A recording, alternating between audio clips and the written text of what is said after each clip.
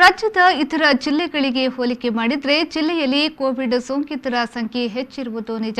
ಆದರೆ ಅತ್ಯಂತ ಸುಸಜ್ಜಿತ ಆಧುನಿಕ ಆಸ್ಪತ್ರೆಗಳು ಕೋವಿಡ್ ಸೋಂಕಿತರ ಸಂಖ್ಯೆ ಹೆಚ್ಚಿರುವ ಕಾಸರಗೋಡು ಸೇರಿದಂತೆ ಕೇರಳ ರಾಜ್ಯದ ಜೊತೆ ದಕ್ಷಿಣ ಕನ್ನಡ ಜಿಲ್ಲೆಯ ಗಡಿ ಹಂಚಿಕೊಂಡಿರುವುದರಿಂದ ಸಹಜವಾಗಿ ಪಾಸಿಟಿವಿಟಿ ದರದಲ್ಲಿ ಹೆಚ್ಚಳ ಕಂಡುಬರುತ್ತಿದೆ.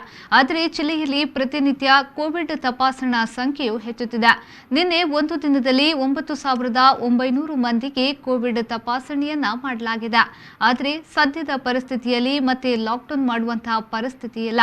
ಪರಿಸ್ಥಿತಿಯನ್ನು ಅವಲೋಕಿಸಿ ರಾಜ್ಯ ಸರ್ಕಾರದ ನಿರ್ದೇಶನದ ಮೇರೆಗೆ ಕ್ರಮ ವಹಿಸಲಾಗುತ್ತದೆ ಎಂದು ಹೇಳಿದರು. ಆಗಸ್ಟ್ 15ರ ಬಳಿಕ ಜಿಲ್ಲೆಯಲ್ಲಿ ಮತ್ತೆ ಲಾಕ್ಡೌನ್ ಮಾಡಲಾಗುತ್ತದೆ ಎಂಬ ಊಹಾಪೋಹಗಳ ಕುರಿತಂತೆ ಜಿಲ್ಲಾಧಿಕಾರಿ ಡಾಕ್ಟರ್ ರಾಜೇಂದ್ರ ಕೆಬಿ ಅವರು ಪ್ರತಿಕ್ರಿಯಿಸಿದ್ದಾರೆ.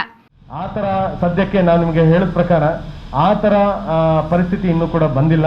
ಓಕೆ, ಲಾಕ್ಡೌನ್ ಅದು ಮೇ ಬಿ ಐ ಥಿಂಕ್ ಸಿಚುವೇಶನ್ಗಳನ್ನು ಅನಲೈಸಿಸ್ ಮಾಡಿ ಜಿಲ್ಲಾಡಳಿತದ ಮುಂದೆ ಅಂತೂ ಆ ಪ್ರಸ್ತಾವನೆ ಇಲ್ಲ. ಮೇ ಬಿ ರಾಜ್ಯ ಸರ್ಕಾರ ಏನು ನಿರ್ಣಯ ಮಾಡುತ್ತೋ ಅದ್ರ ಬಗ್ಗೆ ನಾವು ನೋಡ್ಕೊಂಡು ಹೇಳ್ತೀವಿ. ಒಂದು ತಿಂಗಳಲ್ಲಿ ನೋಡಿದ್ರೆ ಆನ್ ಆ್ಯಂಡ್ ಅವರೇಜ್ ಆಗಿ 13ರಿಂದ 14% ಇದೆ.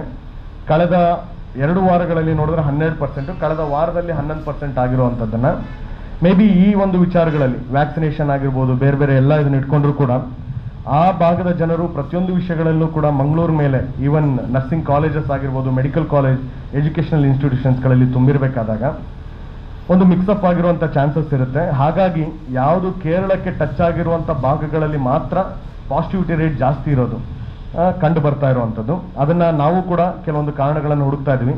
ಮತ್ತೆ ಕೆಲವೊಬ್ರು ಹೇಳ್ತಾ ಇರ್ತಾರೆ ಇದರೊಳಗಡೆ ಸರ್ ಅಲ್ಲಿಂದ ಬಂದಿರೋರನ್ನ ಟೆಸ್ಟ್ ಮಾಡಿದ್ರೆ ಬಹಳ ಕಡಿಮೆ ಪರ್ಸೆಂಟೇಜ್ ಇದೆ.